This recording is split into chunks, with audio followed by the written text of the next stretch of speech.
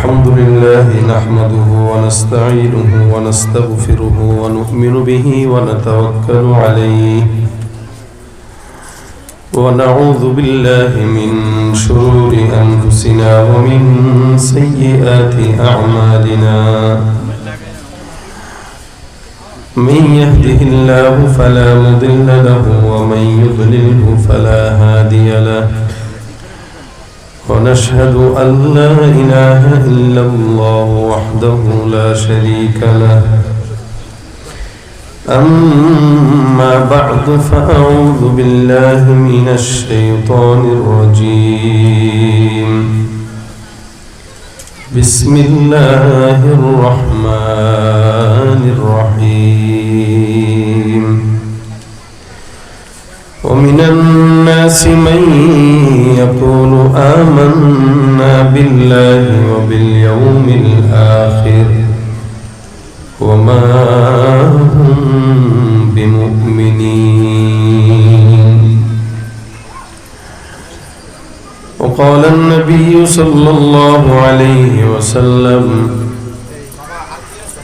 من قال لا إله إلا الله إيمانا واحتسابا فدخل الجنة أو كما قال عليه الصلاة والسلام شكر درود الشريف پڑھی اللهم صل على محمد وعلى آل محمد كما صليت على إبراهيم وعلى آل إبراهيم إنك حميد مجيد اللهم بارك على محمد وعلى آل محمد كما باركت على إبراهيم وعلى آل إبراهيم إنك حميد مجيد الحمد لله الله পাকের দরবারে শুকরিয়া যে রব্বে করিম জামিয়া তাহজিবুল উম্মাহ মহিলা মাদ্রাসার উদ্যোগে আজকের এই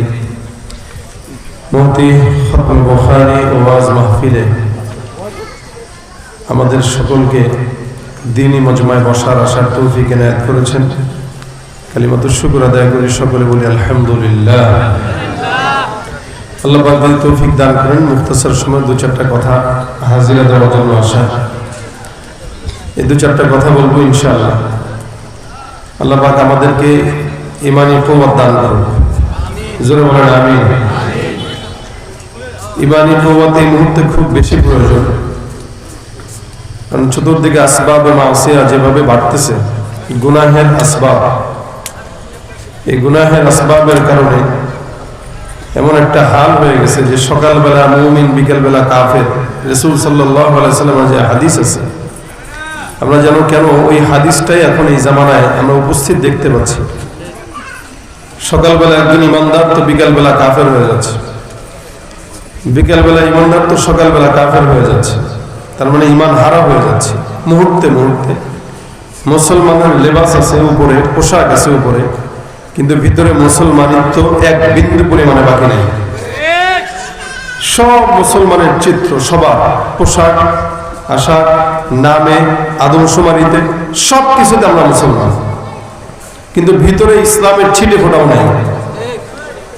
ইসলাম আর বাকি নাই আমাদের ভিতরে, সব দূর হয়ে গেছে। নামে আর কতদিন চলে? আসল জিনিস ওটা মরণ পর্যন্ত টিকে থাকে, আর নকল জিনিস বেশি দিন টিকে না, ধরা খেয়ে যায়। তা আমাদের সামনে যখন দুনিয়ার কোনো লোভ লালসা, বাদশাহী, রাজত্ব, ক্ষমতা, নেতা, রাজনীতি এগুলো সামনে আসে, তখন আমাদের উপরের যে ইসলামের খোলস আছে ওটা ভেঙে আমাদের ভিতরের মুনাফিকি চরিত্রটা প্রকাশ পায়। এবং বাংলাদেশের অধিকাংশ আকসার মানুষ, এদের শুধুমাত্র খাতা কলমেই মুসলমান, বাস্তবে এদেশে মুসলমানিত্ব কিছু বাকি নেই। এই জন্য আমাদের কিছু কিছু দলের নেতা কর্মীদেরকে আমরা এটাও বলতে শুনি যে মৌলবাদীদেরকে নাকি তারা আর বাংলাদেশে উঠতে দিবে না। তারা মৌলবাদ বলতে কাদেরকে বোঝায় আমার বুঝে আসে না। মৌলবাদ শব্দটা তো Europe, America, London, Bharat, Delhi, এরা মুসলমানদেরকে তকমা লাগিয়ে মৌলবাদ শব্দটাকে খারাপ করেছে মানুষের কাছে। যারা মুসলমানের ঘরে জন্ম নিয়ে আমাদেরকে মৌলবাদ বলে আমাদের উপরে অপবাদ চাপাতে চায়, ওরা কোন বাদী এটা আমাদের ভালো করে জানা উচিত। যারা মৌলবাদ দেখতে পারে না, যারা ইসলাম দেখতে পারে না, ওরা তো নাস্তিক্যবাদ ফলো করে, ঠিক কিনা বলেন? তাহলে এই দেশটা আদমশুমারিতে মুসলমানের খাতায় আছে। যদি আমল শুমারি গণনা হতো যে কে কতটুকু ইমানদার, কে কতটুকু আমল করে, কতটুকু ইসলাম ফলো করে, আদমশুমারিতে যেভাবে 95% মুসলমান, আমল শুমারিতে ঠিক তেমনই ভাবে 95% মুনাফিক ধরা পড়ত। এজন্য এদেশ শুধুমাত্র নামে আছে, মুসলমানের দিকে কামে এই দেশ নেই। এজন্য ভাইরা আমার, যত অপরাধ আমাদের দেশে অন্য মানুষরা করে, চোররা করে, দুর্নীতিবাজরা করে, অপরাধ করে দুর্নীতিবাজ, আর সাজা পেয়েছে দেশের আলেমরা। অপরাধ করেছে চোরেরা, দান্দাবাজেরা, চাঁদাবাজেরা, আর সাজা পেয়েছে ওলামা একরামরা। আর আজকে এত বছর পরে, এত বছর যারা 15-16 বছর যারা চাঁদাবাজি করেছে, দুর্নীতি করেছে, ওরা আমাদের দেশের মুসলমান ওলামা একরাম আপামর জনতাদেরকে ধরে ধরে জেলখানা নিয়েছে। আর এদেরকে যখন এই সমাজে জেলখানায় নেওয়া হচ্ছে, তাদেরকে খোলা ময়দানে হাত খোলা রেখে, পা খোলা রেখে জেলে নিয়ে যাচ্ছে। আর ওরাই ওলামা একরামদেরকে ডান্ডা বেরিয়ে পড়িয়ে জেলখানায় নিয়েছে। উচিত ছিল যারা মাজলুমদের উপরে জুলুম করেছে ওদেরকে কুকুরের মতো বেঁধে নিয়ে যাওয়া, কিন্তু না, আজকে তারা ছাড়া যত সাজায় ওলামা একরামদের কপালে সাজা জোটে। এজন্যই এই দেশ শুধুমাত্র নামে মুসলমান, শুধুমাত্র খাতা কলমে মুসলমান। একদম আক্ষরিকভাবে যদি আমরা লিখতে চাই এবং ভালো মতো যদি দেখতে চাই, এদেশে ইসলাম বাকি নাই। যতটুকু আছে চক্রান্ত করে এদেশ থেকে বিতাড়িত করার পায়তারা চলতেছে। কথা বলেন ঠিক কিনা? মুসলমানের দেশটা মোদের আছে খাতা কলমে, দোষের দোষী যে বাজারে শাস্তি পাবে আলেমে।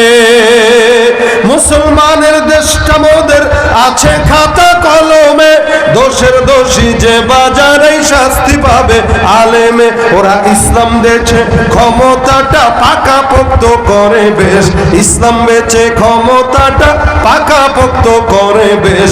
দেখতে দেখতে গোল্লায় গেল আমার সোনার বাংলাদেশ।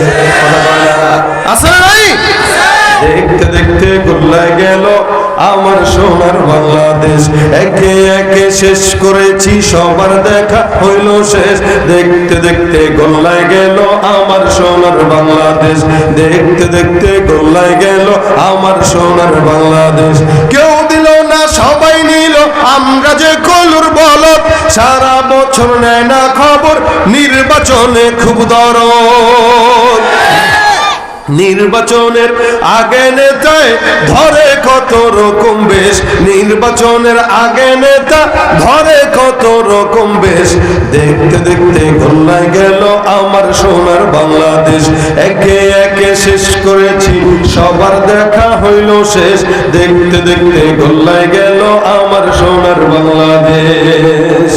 অনেক দেখেছি আমরা, এবার আগামীর বাংলাদেশ, ইসলামের বাংলাদেশ হওয়া দেখা বাকি আছে। কি বলেন আপনারা? যে দল দেখেছি, যে দল দেখবো, এগুলো সব একই পাখির দুনিয়া, পার্থক্য আছে। আপনারা মনে করেছেন স্বৈরাচারীদেরকে বিদায় করলে দেশে শান্তি আসবে, শান্তি আসে না। আগে মানুষ চাঁদা দিত 200 টাকা, এখন দেয় 350 টাকা। চাঁদাবাজ বাড়ছে, ক্ষমতার পালা বদল হয়েছে, চাঁদাবাজদেরও পালা বদল হয়েছে। যারা আগে ক্ষমতায় ছিল তারা যেমন ছিল, এখন যারা আসবে তারাও একই কোয়ালিটি। আগে খাইতো এক দল, এখন চাঁদা খায় আরেক দল। এজন্য খেলাফত কায়েম না হওয়া পর্যন্ত শান্তি কশ্চিন কালেও কল্পনা করা যায় না। এজন্য একবার ইসলাম আর মুসলমানদেরকে সুযোগ দিয়ে দেখেন, ইনশাআল্লাহ যাদেরকে দেখেছি আর কাউকে দেখা বাকি নাই। এখন দেখা বাকি আছে ইসলামের বাংলাদেশ। কোরআন সুন্নাহ মোতাবেক এই দেশ যদি পরিচালিত হয়, ইনশাআল্লাহ কোন চোর, কোন চাঁদাবাজ, কোন দখলদার, কোন সন্ত্রাস বাংলার জমিনে ইনশাআল্লাহ আর দ্বিতীয়বার আসতে পারবে না। এরা মুসলমান দাবি করে, কিন্তু আল্লাহ পাক তাদেরকে স্পষ্ট বলেছেন, ওমা হুম বিমুমিনিন। আল্লাহ বলেন মানুষের ভিতরে একদল বলবে যে আমরা ইমানদার, আমরা মুসলমান, আমরা আল্লাহকে বিশ্বাস করি, আমরা নবীকে বিশ্বাস করি, কিন্তু আল্লাহ পাক বলেন ওমা হুম বিমুমিনিন, তা একটাও মুমিন হতে পারে নাই। মুমিন না, নাম আছে, ভিতরে কাম নাই। কথা বলে একরকম, কাজ করে আরেক রকম। নবী করিম সাল্লাল্লাহু আলাইহি ওয়াসাল্লাম বলেন, যারা ঈমানদার দাবি করে, ঈমানদার দাবি করলো কিন্তু ঈমানদারের গুনাহগুণ নাই, মুনাফিকের গুনাহগুণ আছে। যেমন নাকি পয়গম্বর সাল্লাল্লাহু আলাইহি ওয়াসাল্লাম মুনাফিকের আলামত প্রকাশ করে বলেন, আয়াতুল মুনাফিকি সালাস। নবী বলেন, একটা মুনাফিক বান্দার আলামত তিনটা। এর ভিতরে এক নম্বর হলো ইদা হাদাসা কাযাবা, যখন নাকি সে কথা বলে তখন একটা কথাও সত্য বলে না, মিথ্যা বানায় বানায় বানায় বানায় মানুষকে ধোঁকা দেয়, মিথ্যা বলে। চায়ের দোকানে বসে মিথ্যা বলে, প্যান্ডেলে বসে মিথ্যা বলে, ওয়াজের ময়দানে বসেও মিথ্যা বলে, রাজনীতি করতে গেলেও মিথ্যা করে, ব্যবসা করতে গেলেও মিথ্যা বলে। নবী বলেন, যতই মুসলমানের দাবি করুক না কেন, যতই গায়ের মধ্যে সুন্নতি লেবাস থাকুক না কেন, এ মুসলমান, আল্লাহর নবী বলেন মুনাফিকদের সর্বপ্রথম আলামত হলো এরা যখনই কথা বলবে মিথ্যা কথা বলে, সত্য এদের জবান দিয়ে বের হয় না।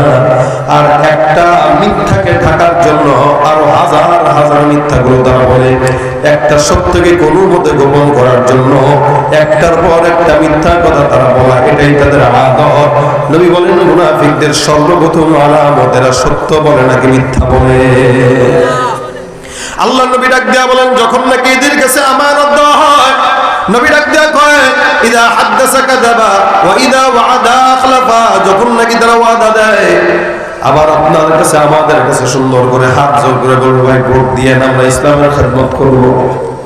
এতদিন পর্যন্ত ক্ষমতায় যারা ছিল তারা ক্ষমতার কারণে মাহফিলে বাধা দিয়েছে, এখন আরেক দল ক্ষমতায় না এসেও ওয়াজ মাহফিলে জায়গায় জায়গায় বাধা দেওয়ার সমস্ত কার্যক্রম করতেছে।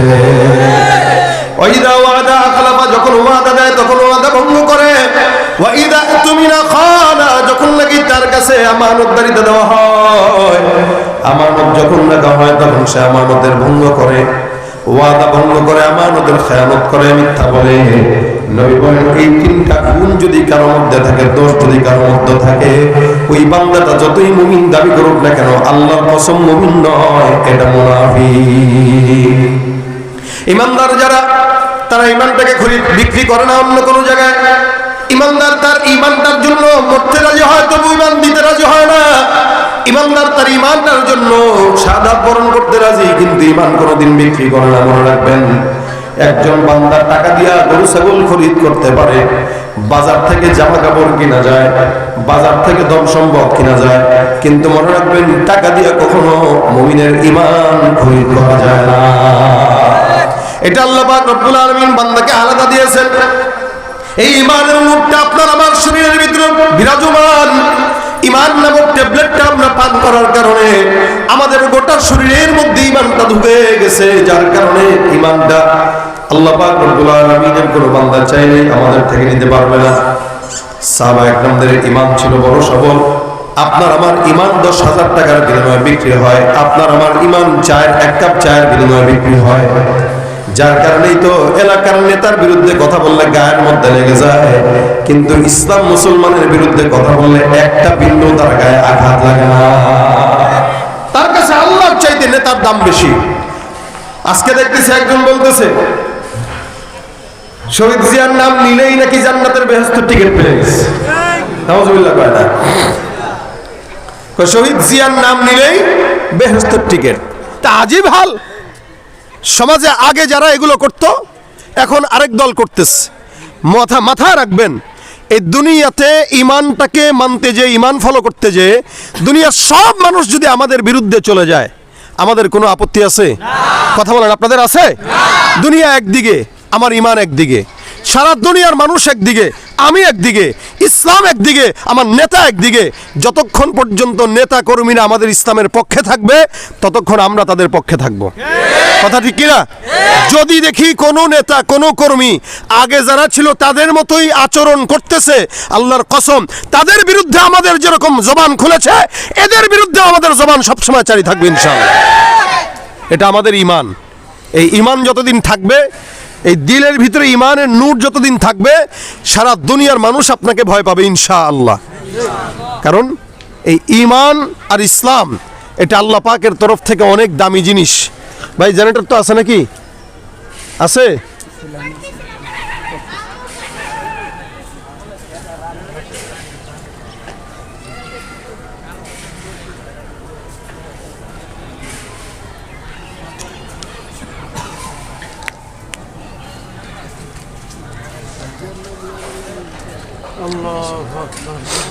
দুরূদ শরীফ পড়েন, মনে মনে দুরূদ শরীফ পড়েন। আল্লাহুম্মা সাল্লি আলা মুহাম্মাদিন নবিয়িল। এই ঈমান একদিকে থাকে, তো ঈমানের জন্যই দৌড়ানো উচিত। সারা দুনিয়ার জন্য না ছুটে ঈমানের পিছনে ছোটা, এটা ঈমানদারের কাজ। সাহাবা ইকরামদের হাল ছিল এরকম। নবী করিম সাল্লাল্লাহু আলাইহি সাল্লাম তাদেরকে শুধুমাত্র ঈমানের গুণ ভিতরে ঢুকায় দিয়েছেন। ঈমান কি? আল্লাহ আল্লাহ রাসূলের মহব্বত দিলের ভিতরে এমন থাকবে যে দুনিয়া, মা বাবা, নেতা কর্মী, দাদা দাদি সব কিছুর মহব্বতের চেয়ে আল্লাহ আল্লাহ রাসূলের মহব্বত যতক্ষণ বেশি না ঢুকবে ততক্ষণ মুমিন না। রাসূল বুঝায় দিয়েছেন। তো সাহাবা ইকরাম ওই জিনিসটা নিয়ে হযরত ওমর ফারুক বলেন, হুজুর আপনাকে মহব্বত করি, তবে নিজের জানের চেয়ে বেশি করি না। নবী করিম সাল্লাল্লাহু আলাইহি ওয়াসাল্লাম বলেন, যতক্ষণ আমাকে তুমি তোমার জানের চেয়ে বেশি মহব্বত না করবা ততক্ষণ মুমিন না। তেমনি এটা ঈমানের আলামত। আপনার দলের, আপনার পীরের, আপনার যা কিছু আছে সমস্ত নেতা কর্মী, পীর বুজুর্গ সব কিছু হচ্ছে রাসূলের প্রতি আপনার মহব্বত থাকাটা হলো ঈমানের আলামত। এটা যখন থাকে তখন বান্দার ঈমান পরিপূর্ণ হয়। এই ঈমান পরিপূর্ণ যখন হয় তখন তার কাছে দুনিয়াটাকে একদম থোড়াই মনে হয়, ঈমানটাকে আসল মনে হয়। কোন এক যুদ্ধের ময়দানে নবী করিম সাল্লাল্লাহু আলাইহি ওয়াসাল্লাম পাঠাইছেন সাহাবাদেরকে পারস্যের রোম সম্রাটের বিরুদ্ধে যুদ্ধ করতে করতে পারস্যের সম্রাট রোম সম্রাট সাহাবাদেরকে বন্দী করলো। বন্দী করার পর ধরে নিয়ে আসা হলো। বাদশা মহোদয় ডাক দেয়া বলে, কয়জন ধরে আনছো? বলে এতগুলা। কয়েদের মধ্যে সবচেয়ে বড় আমিরকে, তাকে আমার সামনে নিয়ে আসো। ওই সময় যিনি আমির ছিলেন, সেনাপতি ছিলেন, তার নাম হযরত আব্দুল্লাহ ইবনে হুযাফা রাদিয়াল্লাহু তাআলা আনহু। আব্দুল্লাহ ইবনে হুযাফা রাদিয়াল্লাহু তাআলা আনহুকে ডাকা হয়। ডাক দেয়া বলা হলো, তুমি কি দলের সেনাপতি? বলা, হ্যাঁ। তোমার দলের সমস্ত বান্দারা আমার কাছে আটক হয়ে গেল, এদেরকে জেলখানায় দিয়ে দাও। আর সেনাপতিকে আমার কাছে ডাকো। সেনাপতিকে যখন বাদশা পারস্যের রোম সম্রাট যখন ডাকলো, মনে করছে লোকটাকে ডেকে বোঝায় কোনো মতে ইসলাম থেকে বের করে কুফরি করা যায় কিনা, খ্রিস্টান বানানো যায় কিনা। আল্লাহর বান্দা রোম সম্রাট যখন আব্দুল্লাহ ইবনে হুযাফা রাদিয়াল্লাহু তাআলা আনহুকে ডাকলেন, আব্দুল্লাহ ইবনে হুযাফাকে দেখার সঙ্গে সঙ্গে সে দাঁড়ায় গেলেন। সাহাবা کرامের চেহারার ভিতরে এমন রবের কারণে বসে থাকতে পারে নাই।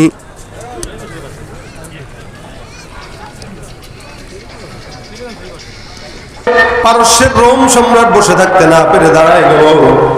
আর ডাক দিয়া জিজ্ঞাসা করতেছে, আব্দুল্লাহ ইবনে হুযাফা, তোমাকে আমি একটা কথা জিজ্ঞাসা করি, তোমার চেহারা অনেক সুন্দর, এমন সুদর্শন যুবক যে রোম সম্রাটের বিরুদ্ধে লড়াই করতে আসে, তার মানে বোঝা গেল এই সম্রাটের বিরুদ্ধে লড়াই করতে আসা মানুষ কজন সাধারণ যুবক হতে পারে না।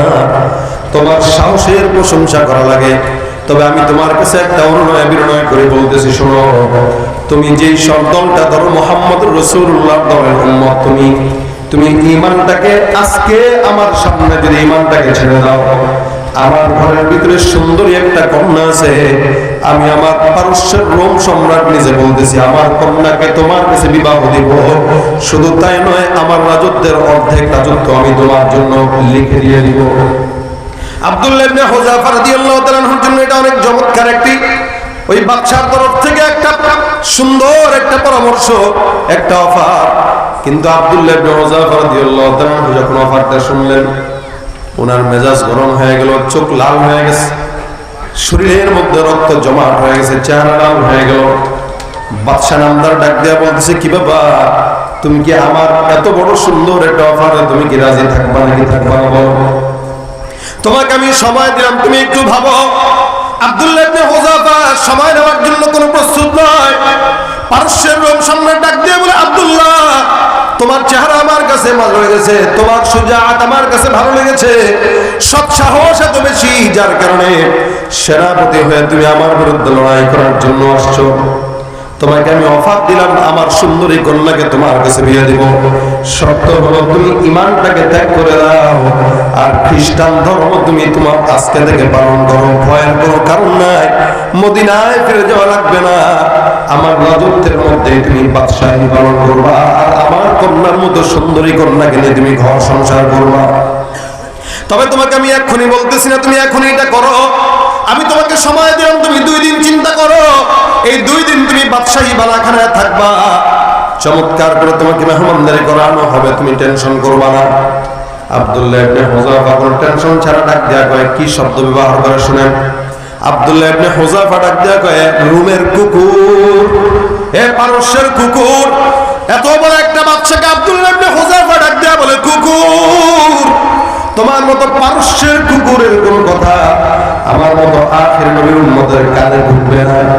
তুমি ভুল জায়গায় কথা বলতেছো, মনে রাখবা ঈমানটাকে চিন্তাই করা যায় না, যে ঈমানটা অন্তরের মধ্যে ঢুকাইলাম এই ঈমানটা আল্লাহর কসম দুনিয়ার কোনো মানুষের কথার কারণে, দুনিয়ার কোনো সম্পদের কারণে, দুনিয়ার কোনো ক্ষমতার কারণে ঈমানটাকে এক বিন্দু বিক্রি করতে রাজি না। আব্দুল্লাহ ইবনে হুযায়ফা রাদিয়াল্লাহু তাআলা আনহু সঙ্গে সঙ্গে নিষেধ করে দেন, ডাক দিয়া বলতেছে, বাদশা রামনাথ তুমি আমার কাছে যা করার দরকার তুমি করো, আমার সঙ্গে যদি খারাপ কোনো আচরণ করা লাগে তুমি করবা, আমার সঙ্গে যদি ফাঁসির কাজটাও ঝুলানো হয় তুমি ঝুলাইবা, আমার কোনো আপত্তি নাই। তবে আল্লাহর কসম পয়গম্বরের থেকে যে ইসলাম পেয়েছে, যে ঈমান পেয়েছি, এই ঈমানটা শাহাদাত বরণ করতে রাজি হব। আল্লাহর কসম ঈমানটাকে কোনদিন কাফেরের কাছে টাকার বিনিময়ে বিক্রি করতে পারবো না। এটা হলো সাহাবা একরামদের ঈমান। আল্লাহ পাক আমাদেরকে ঈমানের এত বড় একটা সম্পদ দিয়েছে, যে সম্পদটা বান্দাকে জান্নাত পর্যন্ত নিয়ে যায়। সুবহানাল্লাহ। ঈমানের সম্পদটাকে বান্দাকে আল্লাহর জান্নাত পর্যন্ত পৌঁছায় দেয়, আর নাফরমানিটা বান্দাকে জাহান্নামের তলদেশে নিয়ে ছেড়ে দেয়। বান্দাকে এবার রোমের বাদশা রাগ করে ডাক দেয়া, এটাকে জেলখানার মধ্যে ভরবা, তবে খবরদার 1 সপ্তাহ লাগাতার তাকে কোনো খাবার দিবা না। 1 সপ্তাহ সে জেলখানায় পৌঁছবে, মরবে, যা করার করুক, যতক্ষণ পর্যন্ত ঈমান ত্যাগ না করে ততক্ষণ তার ছাড়াছাড়ি নাই, যতক্ষণ পর্যন্ত ঈমান ত্যাগ না করে ততক্ষণ তাকে খাবার পর্যন্ত যেন দেওয়া হয়, খাবার যেন দেওয়া না হয়। বাদশার তরফ থেকে বলা হয়ে গেল। এবার বাদশা নামদার তাকে পাঠায় দিল জেলখানায়।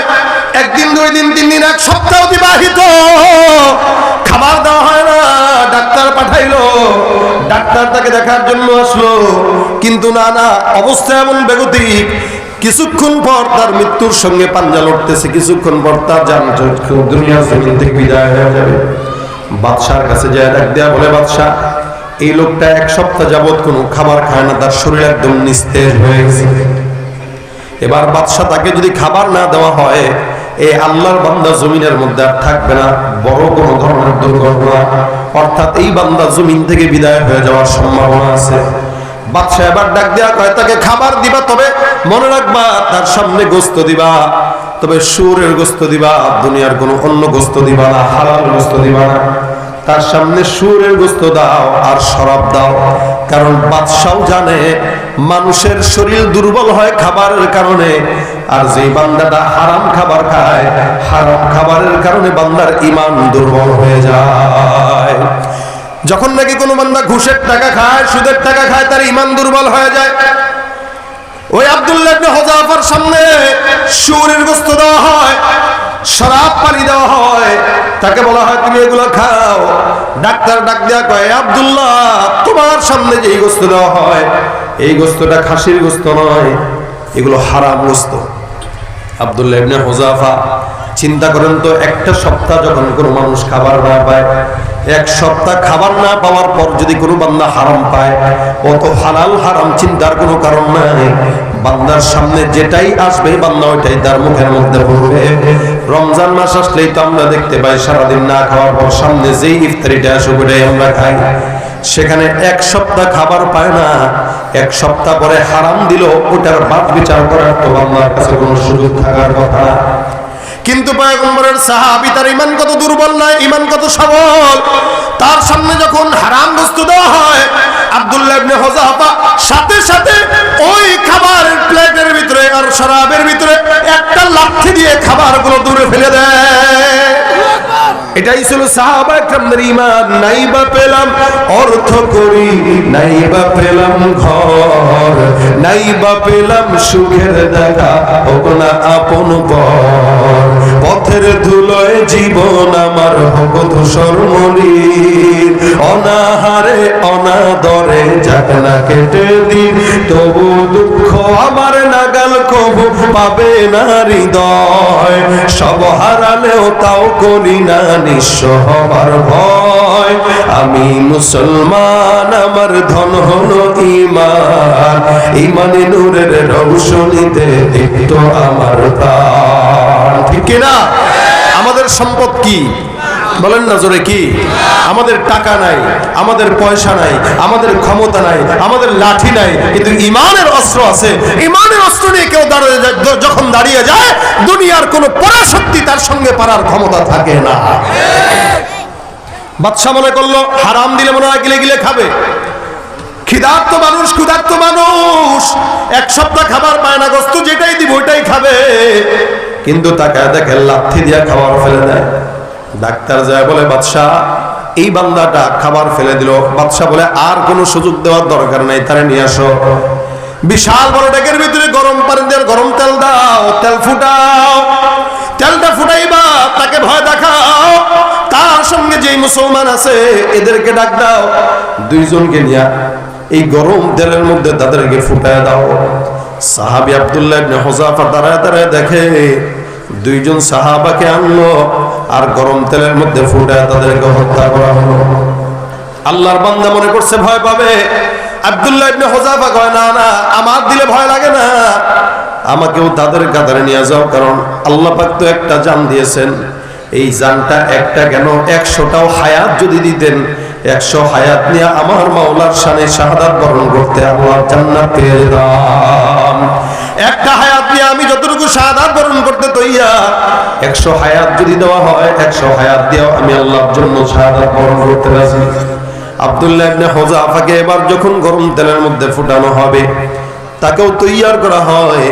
আব্দুল্লাহ ইবনে হুযাফার চোখ দিয়া পানি বের হয়। বাদশা মনে করছে এটা মনে হয় সে ভয় পেয়ে কান্নাকাটি করে। বাদশা কয় দাঁড়াও, আমি বুঝতে পারছি আব্দুল্লাহ ইবনে হুযাফা মনে হয় ঈমান থেকে সরে আসবে। কান্নাকাটি করতেছে, চোখে পানি দেখা যায়। এ তুমি কি আমার কথা শুনবা?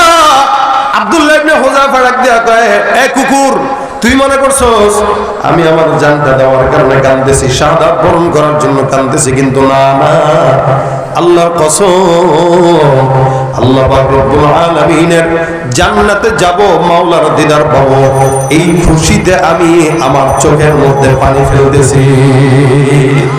ভাইরা আমার, এরপরেও তারা ঈমান দেয় নাই, ঈমানকে কোনোদিন বিক্রি করে নাই। আমরা দুনিয়ার কোন রাজনৈতিক নেতাদের পিছনে ঘুরে ঘুরে ঈমান বিক্রি করি।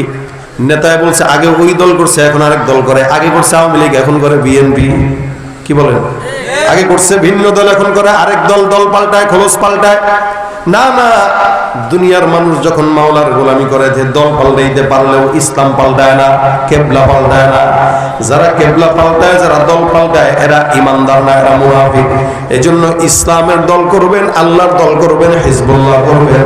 এই দুনিয়াতে কোন নেতার পিছনে ছোটার দরকার নাই, ঈমানটা নিয়ে আমার মাওলার রাসূলের পিছনে ছুটবো, ঠিক কিনা? এটাই ঈমান।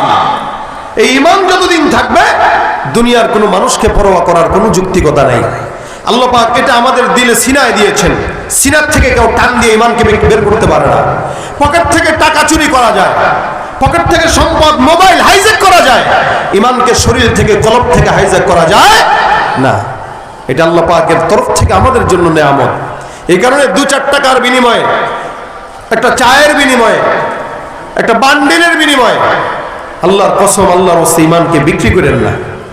এই বাংলাদেশ এখন বর্তমানে যে পরিস্থিতিতে আছে, আগামীর বাংলাদেশ চাইলেই আমরা একটা সুন্দর বাংলাদেশ উপহার দিতে পারি। আমরা চাইলেই আগামীর বাংলাদেশে যুব সমাজরা যদি লেগে যায়, ইনশাআল্লাহ আগামীর বাংলাদেশ ইসলামের বাংলাদেশ হওয়া সম্ভব।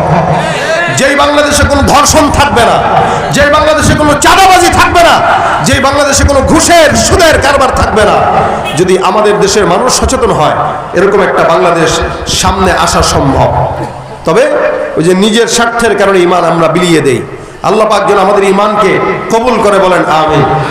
সাহাবীদের মতো জান চলে যাচ্ছে, মাল চলে যাচ্ছে, সম্পদ চলে যাচ্ছে, ঈমানকে দেওয়া যাবে না। যারা আছেন এখানে ভাই, আল্লাহর রাস্তে এই 15-16 বছর তো একটা দলের পিছনে ঘুরে দেখছেন আপনারা, কোনো ফায়দা হয় নাই। লাভ হয়েছে কি? যাওয়ার সময় আপনাদেরকে বলেও যায় নাই, চলে গেছে, পলায় চলে গেছে, নীরবে চলে গেছে, বলে যাওয়ার সুযোগ পায় নাই। তো এমন লোকের পিছনে ঘুরবো কেন যে লোক যাওয়ার সময় বলে না, নেওয়ার সময় নেয় না? বরঞ্চ এমন মালিকের পিছনে যাব যে মালিক রাত্রে বেলা, দিনের বেলা, গোপনে, প্রকাশ্যে কোনোদিন বান্দাকে ভুলে। এই জন্য আল্লাহ পাক সেই মালিকের পিছনে দৌড়ার সুযোগ দান করুক, ওই মালিকের ইবাদত করার তৌফিক দান করুক, ওই মালিকের গোলামি করার তৌফিক দান করুক। জোরে বলেন আমিন। রাজি আছেন তো চলতে ইনশাআল্লাহ? ইমানের পথে চলতে রাজি আছেন? ইমানের পথে চলতে রাজি আছেন? ইমানটা শুধু এখানেই মাহফিলে বলবে আর হবে না, এটা ইমানদারির আলামত না। এখানে যতটুকু ইমান দিলের ভিতরে রাখবেন, এখান থেকে বের হয়ে যাওয়ার পরেও ততটুকুই রাখবেন। একটা মজমায়ে উলামা একরামের সামনে যতটুকু ইমান রাখবেন, রাজনৈতিক মঞ্চেও ততটুকুই ইমান রাখবেন। যদি রাখতে পারেন ইনশাআল্লাহ কামিয়াব। আল্লাহ পাক আমাদের সকলকে খাঁটি মুমিন বানায় দেন, বলেন আমিন। কারণ রাসূল বলেছেন, একবার কেউ যদি ইমানের সঙ্গে কালেমা পড়ে, একবার, একদিন না একদিন আল্লাহ পাক তাকে জান্নাতে নেবে ইনশাআল্লাহ। আল্লাহ পাক আমাদের আজকের এই মজমায় যতটুকু বসলাম, যতগুলা মানুষ বসলাম, আরো মানুষ যারা আসবে পর্যায়ক্রমে একে একে আসবে করে, সবাই এই প্রত্যেকটা বান্দাকে যেন ইমানের কারণে আল্লাহ পাক আমাদেরকে জান্নাত দান করেন। জোরে বলেন আমিন। আজকের এই মজমায় আপনারা চেষ্টা করবেন দলে দলে আসরের নামাজ এখন থেকে নিয়ে রাত পর্যন্ত আলহামদুলিল্লাহ পর্যায়ক্রমে এক একজন আলোচকরা আসবে। আপনারা তাদের জবান থেকে মূল্যবান কথা শুনবেন, বসবেন। এই মাদ্রাসা এবং মাহফিলের সাফল্যমণ্ডিত কামনা করছি। আল্লাহ পাক যেন এই মাদ্রাসার সফলতা দান করে। মহিলা মাদ্রাসার ছাত্রী শিক্ষিকা এবং আমার প্রিয় ভাই দেলোয়ার হোসেন মাইজি সাহেব, আল্লাহ পাক যেন ওনাকে সবরের সঙ্গে, ইখলাসের সঙ্গে এই প্রতিষ্ঠানকে আল্লাহ পাক পরিচালনা করার তৌফিক দান করে।